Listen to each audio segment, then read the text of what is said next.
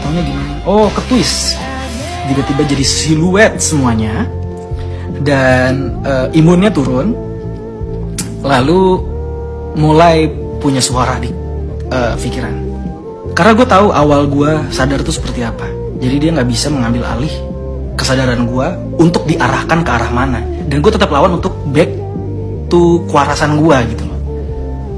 Jadi gue akan kembali kepada kewarasan itu.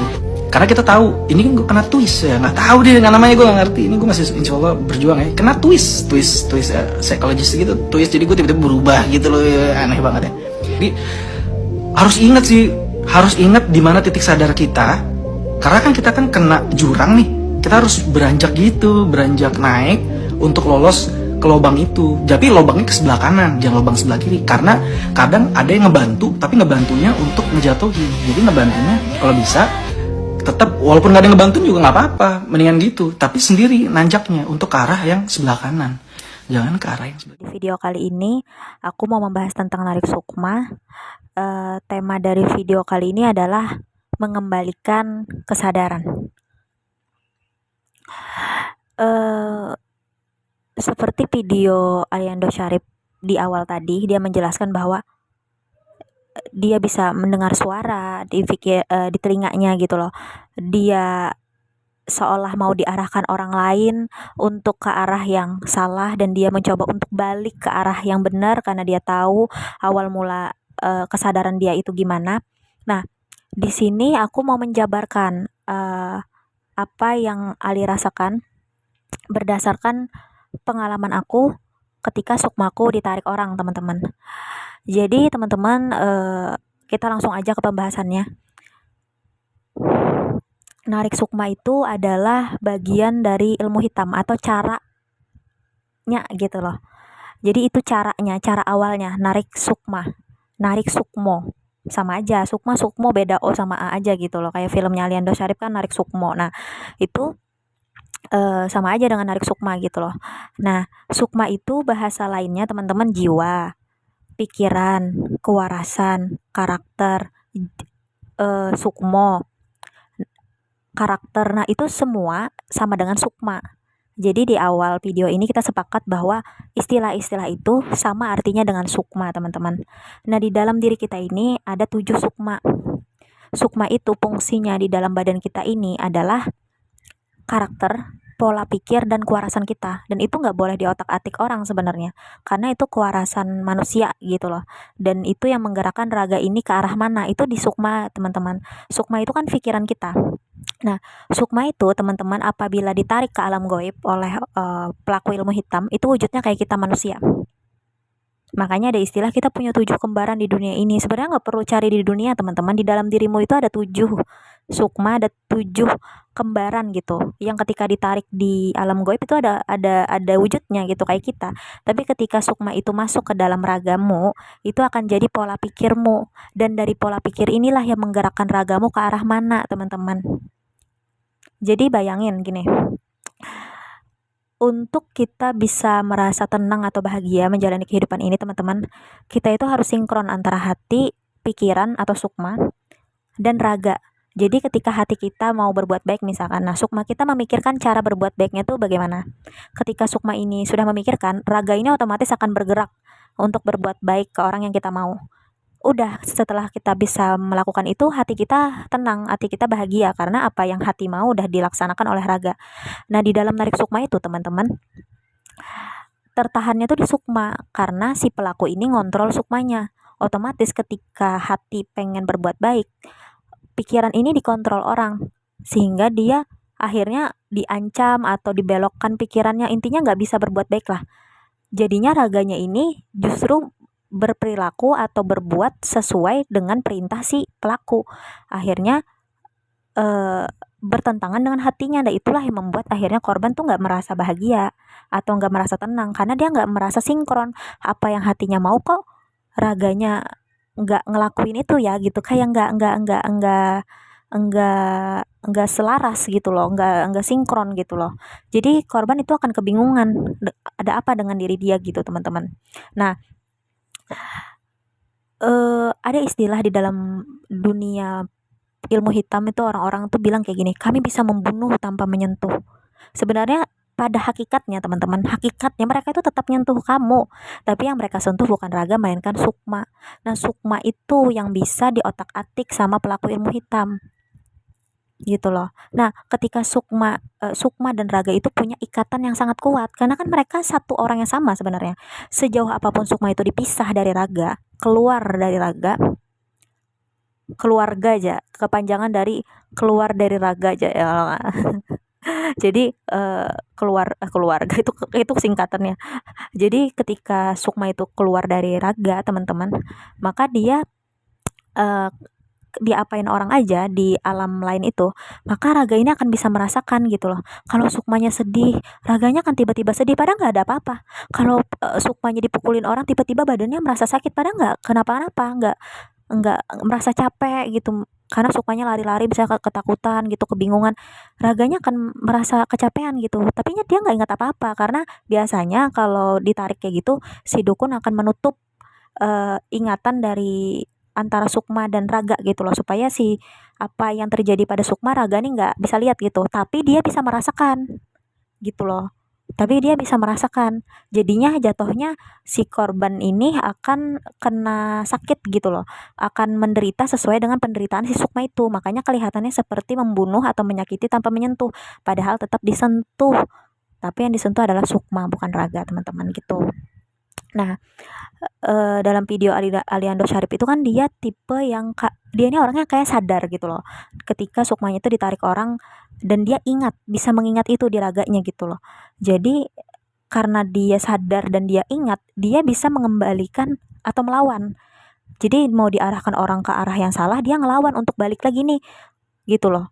Jadi dia berusaha itulah yang akhirnya ngebuat dia penyakit asli dia di dalam raga dia itu, misalkan dia punya penyakit OCD ya, itu akan muncul terus. Kenapa? Karena dia stres, teman-teman, tertekan. Kenapa tertekan? Karena dia mau diarahkan orang ke arah yang salah, tapi dia mencoba untuk balik lagi nih ke kesadaran awalnya gitu loh, ke prinsip hidupnya awal, tapi kayak diarahkan terus ke salah gitu loh, dipaksa terus sukmanya ke sana, dan dia mencoba melawan itu. Ketika melawan itu, muncullah penyakit-penyakit medis yang sudah ada di dalam raga korban, teman-teman. Jadi sebenarnya bukan penyakit medisnya itu yang harus diselesaikan, tapi kontrol pikiran ini. Nah, kontrol pikiran inilah teman-teman yang ilmu hitamnya itu kontrol pikiran. Jadi narik sukma itu adalah caranya, kontrol pikiran itulah ilmu hitamnya. Nah, kontrol pikiran itu kayak gimanain? Kontrol pikiran itu ketika sukma itu ditarik, terus kayak di macam-macamin lah sampai tunduk gitu, atau sampai punya ikatan antara si korban sama si pelaku. Akhirnya ada benang merah kayak gitu. Nah, benang merahnya inilah yang menjadi kontrol si pelaku dari jauh untuk mengendalikan sukma ini. Seperti apa yang dia mau. Jadi kayak wayang. Jadi misalkan kalian kalau membayangin gini, kayak di dalam badan kalian tuh kayak ditaruh atau dikasih gelang deh, dikasih gelang yang itu bisa meledak kalau kalian melawan dimanapun kalian berada. Jadi misalkan kalian jalan nih gitu kan, nah gelang ini kalau kalian misalkan nanti ada suara nih, gelang ya, misalkan di sukma kalian tuh ditaruh gelang nih. Nah, gelang ini penghubungnya dengan si membayangkan aja gitu loh, bukannya gelang beneran, tapi maksudnya cara kalian membayangkannya gitu loh. Jadi misal gini, sukma kalian tuh dikasih misalkan gelang. Nah, di gelang ini muncul suara, misalkan kamu harus ngelakuin ini, raga kamu harus ngelakuin ini. Nah, kalau dia melawan, ini gelang akan nyetrum ke seluruh sukma itu, kesakitan dia. Kayak rasanya kayak patah-patah badannya gitu. Kalau dia kesakitan, raganya akan kesakitan gitu loh. Jadi otomatis dia nggak bisa ngelawan, akhirnya dia mengikuti suara itu gitu loh, teman-teman. Kayak gitu gambarannya, teman-teman. Kayak gitu gambarannya. Penderitaan orang yang ditarik sukma dan dikontrol pikiran itu kayak gitu gambarannya, teman-teman. Jadi memang nggak mudah untuk melawan, memang harus diobatin dan dibawa sukma itu dari pelaku nih ke orang yang kan sukmanya ini kan dibawa nih oleh pelaku. Kayak video Ali ada bilang bahwa gua tinggal sama satu orang, tapi gua belum ke orang itu, semoga cepat dipertemukan, dia dokter lebih dari dokter kayak gitu kan. Gua cuma tinggal sama satu orang, tapi gua belum ke orang itu. Kalian bisa menerjemahkan nggak maksudnya apa? Kok bisa kita tinggal sama orang tapi kita belum ke orang itu? Maksudnya apa? Kalau aku sih menerjemahkannya gini, sukma gua itu tinggal sama seseorang, tapi raga gua belum ke orang itu. Semoga cepat dipertemukan. Nah, jadi si perempuan yang Ali sebut dokter lebih dari dokter itu, dia ngambil sukmanya Ali yang dari dikontrol sama si pelaku ini, dia bawalah ke raga dia, sehingga Ali ini tidak disiksa lagi seperti awal gitu loh. Jadi disimpan nih.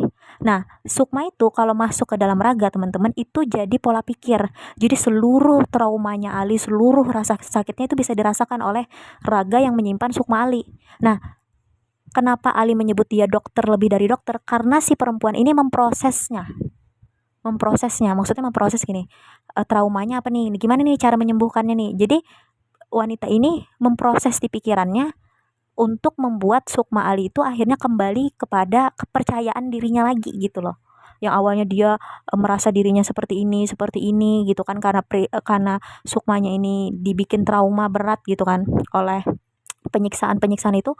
Akhirnya ketika masuk ke raga perempuan ini, di perempuan ini yang ngontrol sukma ini untuk berpikir bahwa kamu tuh nggak kayak gitu tahu, kamu tuh orang yang hebat tahu, kamu tuh bukan orang yang kayak gitu tahu. Jadi akhirnya sukma ini mempercayai itu. Ketika sukma ini sudah mempercayai itu, sembuh. Dan itu juga membuat mengalir juga sihir di sukma Ali itu mengalir ke raga perempuan itu, karena kan dia masuk. Kalau masuk bisa mengalir teman-teman. Otomatis kita itu kalau memasukkan sukma orang ke dalam raga kita akan mengalirkan traumanya, kita akan mengalirkan potensinya, kita akan mengalirkan sihirnya ke badan kita. Jadi enggak istilahnya kita punya resiko juga gitu loh.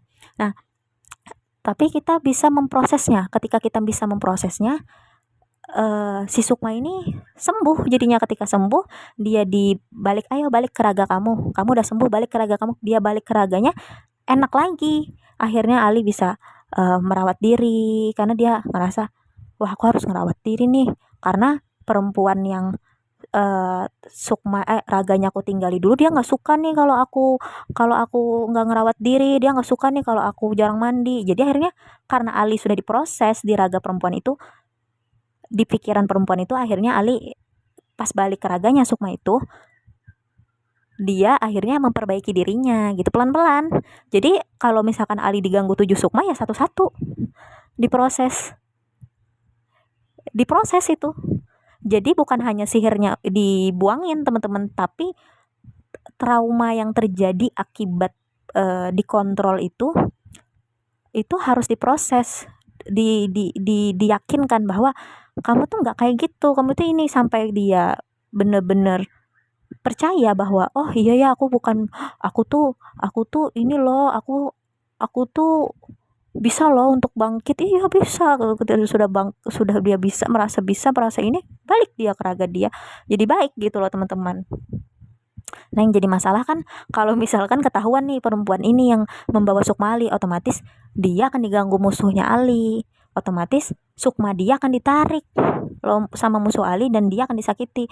Kalau dia aja disakiti sama musuhnya Ali, bagaimana dia bisa untuk membuat sembuh Ali gitu? Dia aja sakit, jadi sama-sama sakit, otomatis kagak sembuh-sembuh gitu loh. Kayak gitu teman-teman. Gue sebenarnya nggak ada, gue nggak punya asisten karena dari dulu gue sendiri. Gue butuh gue sebenarnya butuh ada satu orang, gue cuma tinggal ke dia doang sekarang, gue tapi belum ke orang itu, dan semoga bisa cepet dipertemukan sih. Itu apa? Perempuan? Dia perempuan, dokter tapi lebih dari dokter dia. Itu buat Jadi harus nyari tempat ternyaman gitu ya kali. Iya, dan orangnya ahli di bidangnya. Lu itu adalah yang tulus ya. Lu itu adalah orang yang ikhlas, tulus menurut gue. Tidak akan ada yang pernah bisa menjadi lu gitu. Tidak akan ada yang bisa menjadi keduanya lu juga gitu, di dunia ini. Energi atau pikiran itu akan kembali kepada rumahnya yang membuat dia nyaman, dan pikiran itu adalah pikiran kamu gitu, pikiran yang ikhlas dan tulus gitu. Dan dia pasti akan mencari rumahnya gitu. Dan memang nggak perlu kadang kita sama orang-orang gitu ya, memang kita harus berangkat sendiri lagi, berjuang sendiri untuk apa? Ya untuk kita.